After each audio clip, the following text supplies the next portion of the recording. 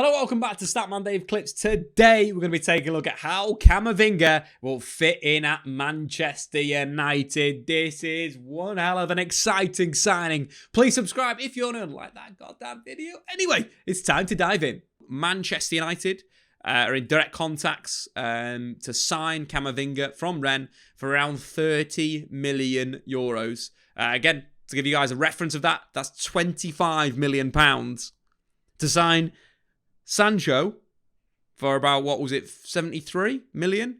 And then to sign Camavinga for 25. That is unbelievable business if Man United can get that across the line. In terms of Camavinga, one of the most talented defensive midfielders in the European game right now.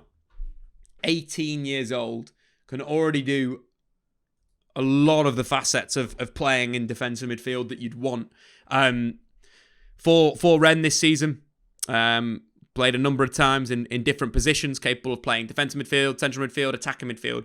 The thing I'd say about Camavinga, the first time watching when he was 17, was very much in that ilk of, French midfielder that can play multiple roles, like an Ndombele that can play DM, centre mid, attacking midfield, like a Paul Pogba that can play DM, centre mid, attacking midfield. The big thing that struck me with Camavinga the first time I saw him was his agility, his ability on the ball, like his dribbling is unbelievable. I think that's something that you're going to get from a French midfielder at the moment coming through. It feels like the academies over in France are sticking a lot to ball carrying and progressing the ball with dribbles. I think that's a big thing. We talk about midfielders at the moment that do that. Obviously, Renato Sanchez has just finished himself off in a great European Championships doing that, dribbling through the heart of midfield. So that was Camavinga at 17 when I watched him. Didn't really have a position. Looked like somebody needed to lock down a position in a sense of being like, okay, right, this is Camavinga's position. This is what we want to define him as, because there's been players previously, French midfielders such as Paul Pogba, that have never really had a position. But the good news for Camavinga, 18 years old now, this season very much been playing in either a double pivot or a single pivot by himself. So for Rennes in Liga, he has played a whopping 35 times, starting 28 games at 18. That is pretty incredible. In terms of minutes, obviously one of the big things we talk about is minutes for young players. Very, very important for them to reach their potential. What you're not going to get from Camavinga, I think in terms of where he's developing to, being a controller number 6, is goals and assists. Equally there, 1 goal and 2 assists in 35 games. Thing you want to focus on, though, is passing. His passing, his ability to control the tempo, but also to win the ball back. 2.8 tackles per game is very, very impressive. And when we look at his, his jewels in a sense of dribbling, something we mentioned previously, he is a technical midfielder. He can go past the man. 69% of his dribbles completed in Liga is impressive. But in terms of from a tactical level, where does he play? Where does he sit? Against Nimes, basically started off in a little bit of a single pivot for 5-1 in a defensive sense, but very much sat next to Statman and Zonzi. In defensive midfield. So, of course, Rennes building with a kind of 3-2-5 shape that we've seen a lot in European football. Number 10, Camavinga there, slightly ahead of and Zonzi, but was very much sitting next to him. That was just in terms of where he's receiving the ball and so forth. But really controlling the tempo inside the opponent's half, but very much on the line United need. So, Man United's issues aren't in between the opposition's defence and their midfield. For me, their issues are between their opposition's forward line and their midfield. That first space that you need to play through to progress the play. There's not enough bodies in that zone. That's exactly where Camavinga plays. If you imagine the opposition's 4-4-2 on that heat map, that is in between their strikers and their midfield, exactly where United want. Against Nimes, 120 touches of the ball, 93 passes completed at a 93% pass accuracy. Created 2 chances, including 1 big chance.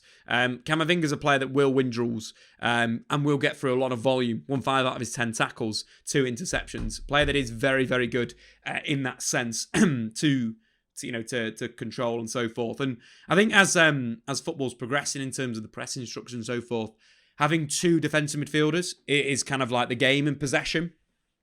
And I think there's loads of different options for Man United to do that. Obviously, if we take a look at United's setup this season and where Camavinga will kind of pop back into, again, probably the go-to shape or the go-to team was what we got here in a sense of Fred and McTominay as a double pivot. That's worked very, very well in the big games. The tenacity of both those players has been sensational. Where you'd be looking to potentially open up the door is against those weaker sides, your Crystal Palaces, your teams that you need to break down. Maybe not Crystal Palace now under Patrick Vieira, but Crystal Palace under Roy Hodgson, a Burnley, should we say. That you need to manipulate the lines, manipulate the ball to play through is very, very important.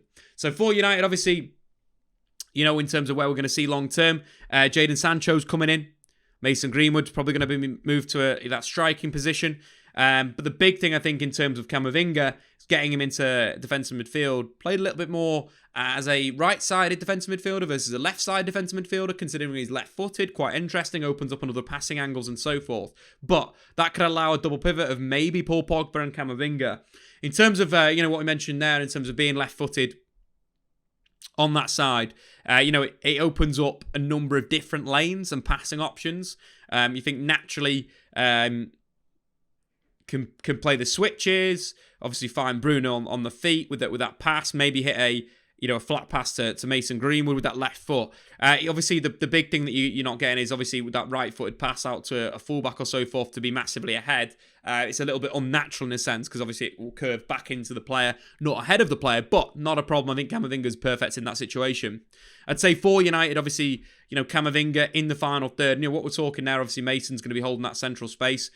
Bruno's going to be in there. What you want to see from Sancho and Rashford's to hold those wide positions.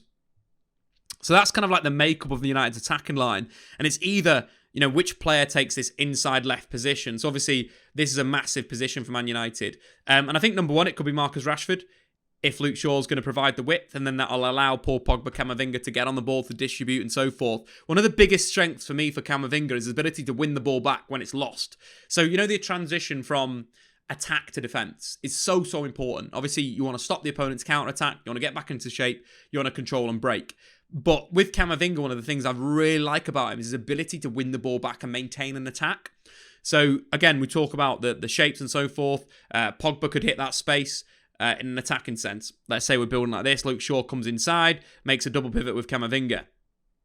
I think the big thing that I like about Camavinga, when the ball has been played through, again, that left-footed pass works really well on the diagonal. That's one of the things that you get from playing a left-footed player on the right-hand side, is that ability to break lines with that left-footed pass, which I think works really, really well. But when United obviously are playing in the final third, you want them to be direct. Look, Bruno's a direct player. We know he's a direct player. To get the best out of Bruno, you'll need him to have the ball the most. So let's say he's playing 7 out of his 10 passes hitting its target. You're losing the ball 3 times. Okay, how are we winning the ball back? One of the biggest things with Camavinga that I really like is that ball's lost very, very quick to step in. Either quick to step in to intercept, very, very mobile, but also very, very quick to put a tackle in and either win it or put pressure on the ball. The stats we saw against Nimes, won 5 out of his 10 tackles versus Nimes. It's volume, but that's a good thing.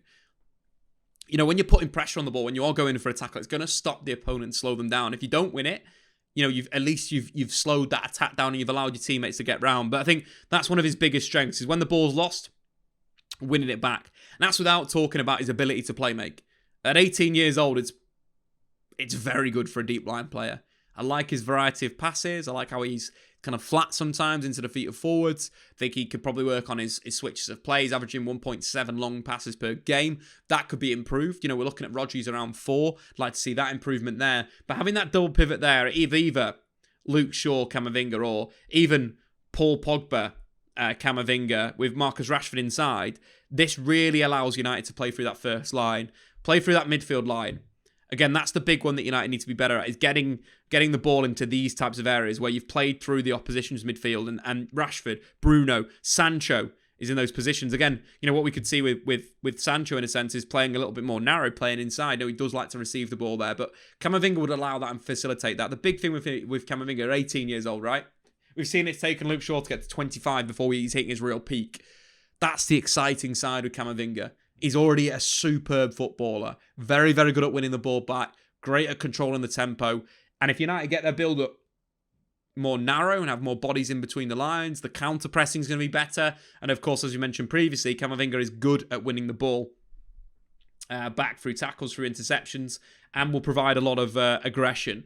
The thing where, so for example, let's say, how would you describe Camavinga on and off the ball? I think On the ball, very much that calm passer. Has got ability to shift through a challenge. Is a good dribbler. You know, again, coming from that French midfielder kind of academy type vibe, is that they just all are really good at carrying through pressure. But the big thing is the intensity off the ball is what I like. I like dynamic defensive midfielders at the moment that are like an N'Golo Kante that can close space down quickly with a bit of a burst of pace and then go and put a tackle in. And that's exactly what Camavinga's got. Has that ability to win it back, to be a shuttler, to play box to box, but also to play make in a sense. Very much could be a complete midfielder. And that is why Man United need to kind of get the job done. Big thing. Massive talent in European football. And a big reason why United need to sign him for the future. You think he fits the similar age demographic as Jadon Sancho, as Marcus Rashford, as Aaron Wan-Bissaka, as Mason Greenwood. Exciting times if United get Camavinga. Lovely stuff. Thanks for watching, guys. If you want to see more of this type of content, come over to Twitch and come and see it live, or alternatively subscribe to this channel so you don't miss any of these goddamn videos. We'll be back next time. Thanks for watching. See you later.